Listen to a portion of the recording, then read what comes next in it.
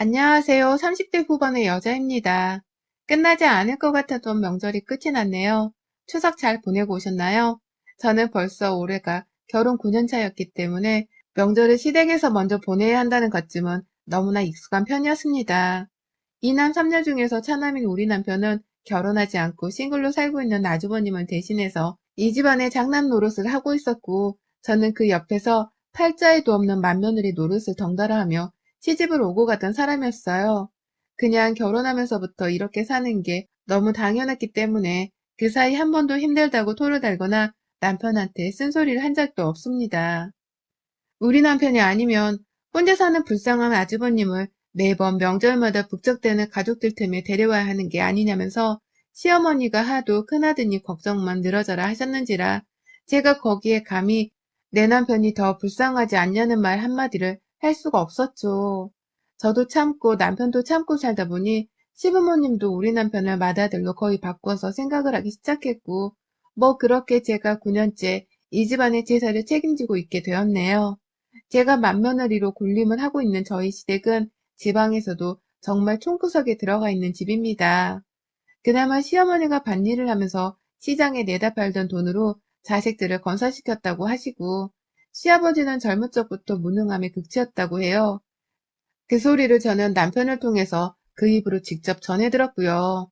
하도 시아버지가 가장 노릇을 못하니 시어머니가 자식들 공부를 악바리처럼 시켜가며 어떻게든 경제적으로 독립을 할 수 있게끔 가르치셨다고 합니다. 그런데 이놈의 자식들은 제 남편을 빼놓곤 아무도 제대로 머리를 쓰거나 굴려볼 생각을 하지 못했고, 결국 대학이며 멀쩡한 직장에 취직을 한 건 제 남편 하나뿐이었습니다. 그 길로 남편은 서울에서 완전히 자리를 잡았고, 그 아주버님이나 새 시누이들은 지 오빠 콩고물을 얻어먹겠다고 서울로 따라 이사를 왔어요. 그러다 운이 잘 풀린 건지 아주버님은 장사를 시작하셨다가 나름 중박을 치시고는 현재 자기 집도 사고 차도 산 채로 혼자서 살고 계시고, 시누이들은 둘은 시집가고 하나는 취업 준비를 하고 있는데 지금은 어쩌고 있는지 잘 모르겠네요. 아무튼 이 집안에서는 누구 하나 정말 잘났다고 할 사람도 없고, 누구 하나 힘들 때 도움을 요청할 수 있겠다 싶은 사람 하나가 없었습니다. 모두 다 저희 부부의 등골만 빼먹으려고 작정을 한 사람들 같았어요. 저희 남편은 잘 살고 있음에도 자기 집안일에 관심 자체가 없어서 장남이기를 포기한 아주버님을 대신해서 매번 제삿날에 음식 준비하라고 시부모님께 용돈도 두둑이 보내왔고요.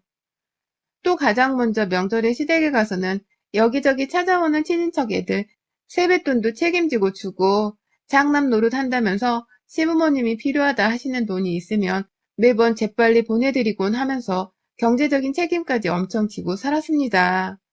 무뚝뚝한 편인 남편은 이런 걸 저한테 시시콜콜 말하면서 허락을 받고 돈을 지불하지 않은 채 모른 척 제게 비밀로 하고는 자기 혼자 돈을 보내드리곤 했죠.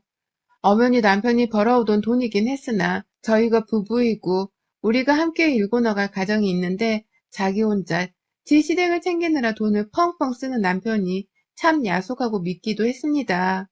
제가 그 꼴 보기가 너무 싫어서 급기야 30 중반에 재취업을 했어요. 제 돈 벌어서 저도 제 친정을 잘 챙겨줄 거라면서 말이죠.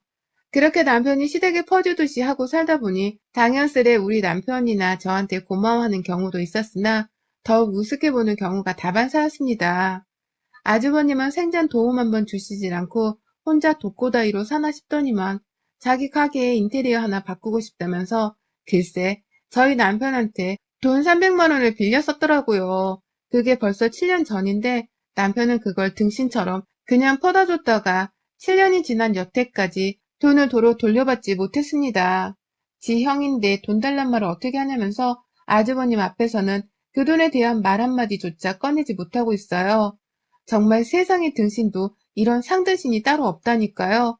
그런데 그뿐만이 아닙니다. 저희 첫째 시누이는 그나마 남편을 잘 만난 건지 결혼하고 나서는 시집가 소식이 뜸한 편이었는데요.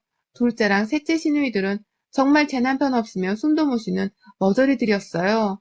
둘째 시누이는 자기 결혼할 때 결혼자금은 대달라며 다른 사람도 아닌 저희 남편한테 부탁을 했습니다. 자기도 시댁에 꿀리고 싶지 않다나 뭐라나 하면서 말이죠. 왜 지 결혼하는데 필요한 돈을 우리 남편한테 부탁하는지는 모르겠지만 남편은 또 그걸 좋다면서 허락을 했더라고요. 얼마나 꼬졌는지는 잘 모르겠지만 신우이가 결혼 끝나고 나서 저한테 한다는 말이 언니, 오빠한테 고맙다고 전해줘요. 나 오빠 아니었으면 이 식장 예약도 못했어. 라고 하더군요. 그때 저도 알았죠. 내 남편이 지 동생 식장까지 직접 예약을 해줬다는 걸 말입니다.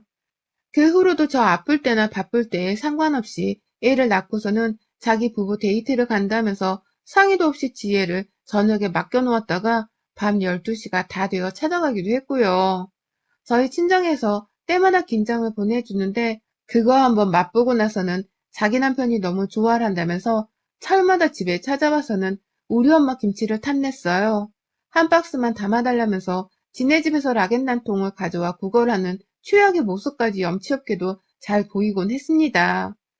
기분 나쁜 척을 하고 떨떠름한 표정을 많이 지어 보여도 시누이는 절대로 눈 하나 깜빡하지 않은 채 저한테 달라는 건 다 부탁했어요. 제가 거절하지 못하고 다 해준다는 걸 저뿐만 아니라 제 남편도 다 퍼주는 스타일이라는 걸 누구보다 잘 아는 영리한 애였어요. 그런데 이게 끝이 아니었습니다. 남은 막내 시누이까지 있었죠. 여전히 30을 넘고서도 취업을 하지 못하고 있는 막내 시누이는 더하면 더했지 절대로 덜하지 않았습니다. 사사건건 내 남편한테 자기 자취방 월세에 학원비까지 보내달라는 소리를 잘도 했고요. 급기야 그렇게 돈을 빌려대고서도 용돈이 필요하면 용돈 달라고도 내 남편한테 부탁을 하더라고요. 지가 막내 여동생이라면서 잔뜩 애교를 부리며 말입니다. 그러면 또 남편은 그걸 어쩔 수 없다며 돈을 줬어요. 이쯤 되면 내 남편 연봉이 거의 1억은 훌쩍 넘어야 하지 않은가 싶은데, 네, 맞습니다. 제 남편은 연봉이 1억이 훌쩍 넘는 고연봉 직군에 속하는 사람이었어요. 그래서 돈이 실제로 많기도 많았고, 그로 인해 가족들이 아주 작정을 하고서는 형제 하나한테 다다닥 달라붙어 빨대를 꽂고 있는 것이었습니다. 차라리 내 남편이 돈을 좀 못 벌더라도 시댁 식구들이랑은 안 엮이고 살고 싶은데 잘난 남편을 둬서 어쩔 수 없는 것인가 싶더군요. 정말 저도 이런 남편을 버리지 못하고 옆에서 사는 게 괴로울 지경이었어요. 제가 중간에서 가장 속이 터질 것 같고 또 가장 속이 뒤집힐 것 같았죠. 고맙다는 말 한마디를 하지 않고 또 미안하단 염치 있는 모습도 한 번을 보이지 않는 시댁 식구들이었는데 그 와중에 저는 맏며느리 노릇도 하고 있었으니 열불이 날 수밖에요. 그러다가 3년 전 시아버지가 돌아가시게 되면서 상황이 이상하게 변했습니다. 저희 시아버지는 암수술을 받으시고서 2년 가까이를 요양을 하셨어요. 정확히는 상태가 완전히 잘 호전된 것이 아니어서 그 2년 동안 수발을 받아야만 사실 수 있는 상태였죠. 그리고 그 수발을 다름 아닌 제가 했었습니다. 2년에 가까운 시아버지 암수발을 아무렇지 않게 저한테 부탁을 하는 시댁 사람들 때문에 저도 얼떨결에 덩달아 수발을 하게 되었어요. 저희 부부가 사는 집이 시아버지가 입원하신 병원과 가장 가까웠었는데 처음엔 그걸 이유로 들먹이면서 시아버지 병수발을 맡아달라고 하더라고요. 다니고 있는 직장까지 그만두라 하면서 말입니다. 저는 끝까지 간병인을 고용하겠다고 남편에게 말했지만 남편은 그럴 돈이 없다면서 제가 직접 시아버지를 간병하길 원했었어요. 지 동생들이나 형한테는 돈을 잘도 퍼주고 살던 인간이 마누라가 고생할 것 같아서 간병인 좀 쓰겠다는데 그 돈이 없다고 하는 겁니다. 그러니 저도 속으로 피눈물이 나는 심정이었는데 그냥 일단은 시작했어요. 시어머니조차 신경을 쓰지 않고선 네가 내일 좀 다녀와라. 네가 내일 밥은 어떻게 먹는지 좀 확인해라. 라고 하면서 사사건건 잔소리를 하는 바람에 제가 선택의 여지가 없었었죠. 그렇게 병실에 들어가 보면 가족들은 아무도 시아버지를 잘 찾아오지도 않았고 정말 저 하나뿐이었어요. 그러니 저도 사람인지라 그리 외롭게 병실에 누워 계시는 시아버지가 너무 불쌍하고 안쓰러워 차츰 병간호를 자처하게 되었습니다. 저도 애가 있고 당시 직장을 완전히 그만둔 게 아니어서 정말 힘들었는데 결국 이러다 내 새끼조차 제대로 돌보지 못하게 될 것 같아서 남편의 말대로 직장을 그만두고서는 간병과 육아만 병행하며 살았어요. 그 와중에도 남편은 지 아버지 수발을 돕겠다고 하기는커녕 자기 밥은 알아서 챙겨 먹을 테니 병원 일에만 신경을 쓰라며 저를 사지로 몰아냈고요. 그런데도 저는 등신처럼 그걸 알겠다고 하면서 버텼습니다. 다른 형제들은 다 경제적으로 여유가 없으니 우리 부부한테 아버님 수발을 기대는 것일 거라는 체념을 하면서 말이죠. 그냥 말 그대로 혼자 정신승리를 하면서 그 힘들던 시기를 버텼어요. 그러다 아버님이 돌아가시게 되면서는 남은 가족들도 제 눈치가 보이는 건지 더 이상 저희 부부를 예전처럼 찾지 않았죠. 돈 빌려달란 연락도 뜸해졌고 시어머니는 명절에 시댁이 내려가게 되면 예전보다 덜 저를 부려먹겠다는 듯 잔소리를 덜 하셨어요. 막내 시누이도 시어머니한테서 잔소리를 들은 건지 더 이상 지 학원비까지 내달란 소리를 염치 없게 하지 않았고요. 그렇게 겨우 있나 싶었는데 이게 무슨 날벼락인지 이번 추석 전에 시어머니가 할 말이 있다면서 일주일이나 먼저 시댁에 내려와 주면 안 되겠냐며 연락이 오셨어요. 저는 남편이랑 같이 차를 타고 이동을 해야 하기 때문에 당연히 안 된다고 먼저 거절을 하긴 했습니다. 애 학교 일정도 있어서 제가 함부로 연휴 일정을 바꿀 수 없다며 말이죠. 처음에 알겠다고 하고는 전화를 끊으신 시어머니셨는데 아니 글쎄 다음날 저희 집에 있는 서울로 직접 올라오실지 뭐예요. 바로 전날 전화통화를 했을 때는 한마디도 안 하셨는데 말입니다. 갑자기 찾아와서는 같이 서울에서 지내다가 시골집으로 명절을 보내러 내려가고 싶다며 말씀을 하니까 저도 불편했지만 어쩔 수 없으니 그러자고 했습니다. 그러나 시어머니는 저희 집에서 지내는 그 일주일가량의 추석 전 시간 동안 저는 정말 지옥을 경험했습니다. 지금도 그 후유증이 상당하고요. 글쎄 집에 있는 저를 붙잡고 시어머니가 둘째 날 아침부터 그러시는 거예요. 자기가 유방암이라고 말입니다. 너무 안타까운 소식이었고 그래서 저도 충분히 어머님이 불안해하거나 속상해하는 그 심정을 알 것도 같았어요. 그런데 말이 좀 이상했어요. 자기가 유방암이라는 말을 저한테 거듭 강조를 하더니만 지금 당장 수술을 받고서 입원을 해야 하는데 간병을 해달라 하는 겁니다. 자식을 5이나 두신 분이 저한테 말이죠. 갑자기 불현듯 몇 년 전에 2년간 혼자서 외롭고 처절하게 시아버지 병간호를 했던 것이 생각이 나면서 순간 화가 나려 하더라고요. 화나는 건 둘째치고 이번만큼은 또다시 혼자 고생할 일을 만들지 않겠다면서 생각을 고쳐먹으려고도 했죠. 그래서 어머님께 말씀을 드렸어요. 남편한테 먼저 말씀하신 거죠? 아가씨랑 아주버님도 알고 계시는 거죠? 라고 말이죠. 그런데 어머님이 뭘 하시는 줄 아세요? 이미 첫째 시누이는 알고 있고 서울에 와서 암검사를 받을 때에도 첫째 시누이가 동행을 했으며 첫째 시누이 집에서 하루를 잤다고 하더군요. 그런데 수술을 받고 간병을 하는 것까진 첫째 시누이한테 부탁을 하기 싫다면서 저한테 찾아오신 겁니다. 자기 자식들은 자기 걱정을 하다가 고생도 하고 스트레스를 받아 힘들 게 뻔하니 간병을 시킬 수 없다면서 말이죠. 참나. 이게 도대체 무슨 경우냐고요. 자식들이 힘들고 고생할 건 걱정이 되면서 며느리가 힘들고 고생할 건 생각이 들지 않는다는 말과 다를 게 뭐냔 말입니다. 순간 저도 욱해서 그럼 저는요? 저도 고생하고 힘든데요, 어머님. 저 시아버지 때도 저 혼자 2년간 수발한 거 잊으셨어요? 저 혼자 힘들게 했던 거. 라고 말씀을 드렸더니만 어머님이 그러시더라고요. 그래, 네가 며느리니까 그건 해야 했지. 네 남편이 가장 돈도 잘 벌고 네가 맏며느리니까 네가 했어야 할 일이고 라고 말이죠. 이 말을 아주 뻔뻔하게 하고는 제 시선을 자연스레 피하시는데 본인도 그리 떳떳하지 못한 걸 안다는 걸 직감했습니다. 그런데도 저한테 뻔뻔하게 자기 유방암 수술에 입원 후까지 옆에서 간병을 해달라 부탁하는 꼴이 우스웠죠. 하지만 더 큰 분노는 그 후에 찾아왔어요. 남편에게 어머님의 유방암 진단과 수술에 대해서 말을 했는데 남편이 그러더라고요. 그럼 당신이 해야지. 우리 중에 누가 해 그걸. 라고 말입니다. 그러고도 자기도 좀 잔인했다 싶었는지 그러니까 내 말은 당신이 집에서 쉬는데 당신이 제격이라는 거지. 라면서 한마디를 더 덧붙이더라고요. 당연히 제가 해야 할 일인 거라는 말에는 변함이 없었고요. 저도 아이가 있고 제 부모님도 요즘 나이가 드셨다고 크고 작은 병치레를 자주 하셨던 바람에 제 정신도 온전치 못했습니다. 그럼에도 하나를 꼭 챙겨야 한다면 저는 당연히 제가 제 몸 아파 낳은 제 자식이나 제 부모님은 챙길 것이고요. 그런데 뜬금없이 집으로 찾아오셔서는 자기가 유방암에 걸렸다는 말을 실토하듯이 뱉어내시고는 병간호를 당연스레 맡아달라고 하시니 미칠 노릇이었죠. 게다가 저랑 같이 집에서 가정주부로 살고 있는 첫째 시누이도 이미 어머님의 병을 알고 있다는데 어째 한번 이런 부탁을 할 때 먼저 전화를 해서는 자기 엄마를 잘 부탁한다는 양해를 구할 생각도 못하고 있는 건지. 정말 철딱서니가 없는 건 둘째치고 이런 염치 없는 사람들이 하나같이 내 시댁 식구란 생각에 진절머리가 날 지경이었습니다. 정말로 이러다가는 이제 더 이상 직장을 다니지도 않고 있고 집에서 가정주부로 살고 있는 제가 딱 시어머니 병간호까지 하게 생겼더라고요. 시아버지의 2년 암수발에 이어서 2021년도에도 말입니다. 그러니 저는 고민을 할 것도 없이 이번만큼은 절대로 그냥 넘어가지 않겠다고 다짐을 했어요.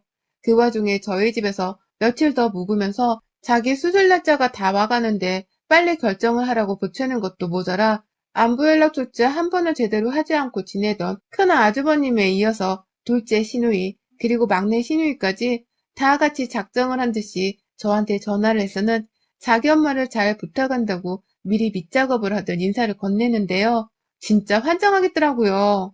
이 집안 식구들이 나를 쏙 빼놓고서는 자기들끼리 뒤에서 속닥속닥거리며 또다시 며느리한테 부모 병수발을 들게 하자고 작전을 짰다는 것이 한눈에 보일 지경이었습니다.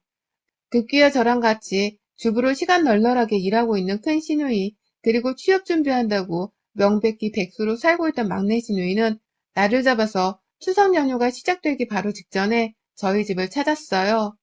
저희 부부가 어머님을 모시고서 시댁으로 내려가기 전날이었어요. 자기 엄마가 지방으로 다시 내려가기 전 얼굴 한 번을 보겠다면서 감히 제 집안에 연락도 없이 들이닥쳤더라고요. 지 엄마가 한 것처럼 똑같이 말입니다. 그리고는 글쎄 시누이 둘이서 번갈아 가며 말하더라고요. 우리 사는 게 너무 바쁜데 언니는 우리보다 여유가 있으니까 언니가 우리 엄마 간병하는 게 맞지. 언니가 안 하면 우리가 간병인을 써야 하는데 설마 간병인이 언니보다 우리 엄마를 잘 돌보겠어요? 아니잖아요. 언니가 우리 아빠 병수발도 그렇게 잘 들었는데 우리 엄마 병수발은 그때 경험이 있으니 완전 껌일 거 아니야. 그리고 언니는 우리 집 맏며느리기도 하고 라고 하면서 말입니다. 노인의 병간호를 하는데 쉬운 게 어디 있나요? 이전에 병간호를 한번 해봤다고 해서 껌일 건 또 뭐냐고요. 병수발이라는 건 매 순간 힘들고 괴로운 거고 그 상대가 내 부모여도 죽겠는데 내 부모도 아닌 시부모이면 속에서 얼마나 천불이 나겠냐고요. 누가 나한테 병간호를 했다면서 간병인처럼 월급을 주는 것도 아니고 그냥 말 그대로 공짜로 노동값을 제공하는 것과 다름이 없는 것이었는데 말입니다. 시누이들이 갑자기 찾아와 이런 말을 하면서 저를 마치 회유하려고 하는 듯 보이니 저도 도대체 표정 관리를 할 수 없었어요. 제 뒤에서 남편은 자기 여동생들을 그저 바라만 보면서 아무 말이 없더니만 처음 꺼낸다는 말이 우리 엄마 많이 아프겠다 였고요. 제가 정말 최대한 이성적으로 말하면서 거절하고 상황 정리를 하려 했습니다. 남편이 그 와중에 지 엄마 아픈 걱정만 하고 있는 걸 보니 이성을 잃을 수밖에 없었습니다. 그 자리에서 바로 첫째 시누이한테 쏘아댔어요. 염치가 있었으면 여기까지 못 왔을 텐데 와서 이런 부탁을 눈 하나 깜빡 안 하고 하는 걸 보니 정말 내가 아는 그 무식한 시댁이 맞긴 맞네. 지 아버지로도 모자라 이젠 하다하다 지들 엄마까지 나한테 떠넘기려고 하는 걸 좀 보소. 내가 2년간 니들 아버지 병수발 드는 동안 니들이 나한테 힘내라고 말 한마디를 따뜻하게 해준 적 있니? 아니면 수고하라고 용돈을 쥐어준 적이 있니? 어디서 그지같이 사는 것들이 오빠 하나 잘 만나서는 평생을 피 빨아먹고 살려 하더니만 이젠 하다하다 지들 부모 마지막 가는 길에 날 끌어들이려 하네? 라고 말이죠. 그러니 제 남편한테서 가장 돈을 적게 받고 살았던 첫째 시누이는 뭐? 뭐라고요? 지금 말 다 했어요? 내가 오빠 등골 언제 빼먹었다고? 다들 바쁘니까 기껏 찾아와서 이렇게 말하는 거 아니에요. 라고 흥분을 하고 막내 시누이는 무식하다고? 우리가 무식하다고요? 라면서 지를 비하하는 것에만 나고 열을 올렸어요. 원래 무식한 놈들이 흥분하면 더 꼴 같잖아요. 취업도 못하고 있는 게 돈은 잘도 빌려가 쓰더니만 뭐라고 하니까 자존심은 상해가지고는 흥분을 한 것이 딱 그 꼴이더라고요. 흥분한 시누이들은 본체만치 하면서 저는 계속 할 말을 했습니다. 남은 제 남편한테요. 야, 너는 네가 그러고도 사람이냐? 네 마누라가 직장까지 그만둬가면서 네 아빠 병수발을 2년 들었으면 이젠 감히 내 앞에서 병수발 들란 말을 꺼내지도 못해야 하는 게 정상 아니냐? 네가 정신이 있는 놈이냐 없는 놈이냐? 네가 사람 새끼냐고. 니들 부모 수발은 자식놈들이 들 생각을 해야지. 왜 피 한 방울 안 섞이고 이 집 구석에 시집은 죄밖에 없는 나한테 부탁하냐고. 정신머리가 하나같이 썩어빠진 것들 같으니라고. 내가 며느리라서 니네 엄마 수발을 들어야 한다고? 그럼 나 이 집구석 며느리 더는 안 해. 진짜 역겹고 더러워서 못하겠다고. 라는 말과 함께 그 자리에서 남편과의 이혼을 선언했습니다. 더 이상 상대해주기도 싫다면서 남편을 보고 당장 이혼해 이 새끼야. 라며 결혼 후 난생 처음으로 남편에게 이 새끼 저 새끼 하며 별별 욕을 다 꺼냈어요.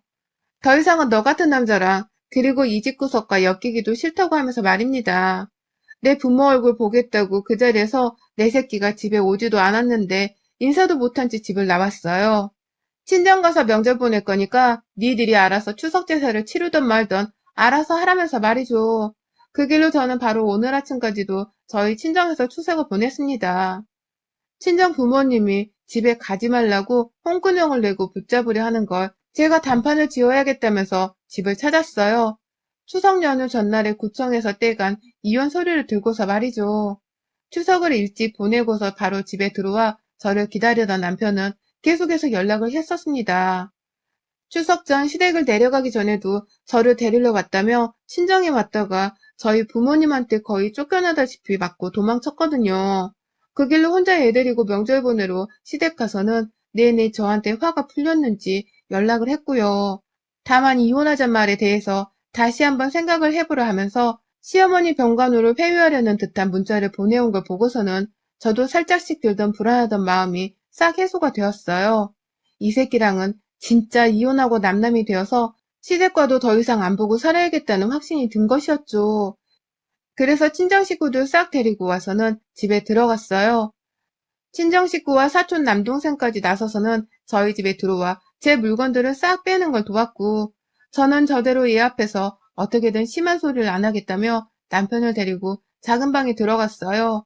이혼하자고 서류를 내놓으니 남편도 처음엔 사인을 안 해주려고 하다가 저희 가족들이 왜 이렇게 오래 걸리냐면서 방안까지 쳐들어와 사인하라고 하니 남편은 벌벌 기면서 그걸 또 시킨다고 사인을 하대요. 전 조금이라도 망설일 줄 알았는데 말입니다.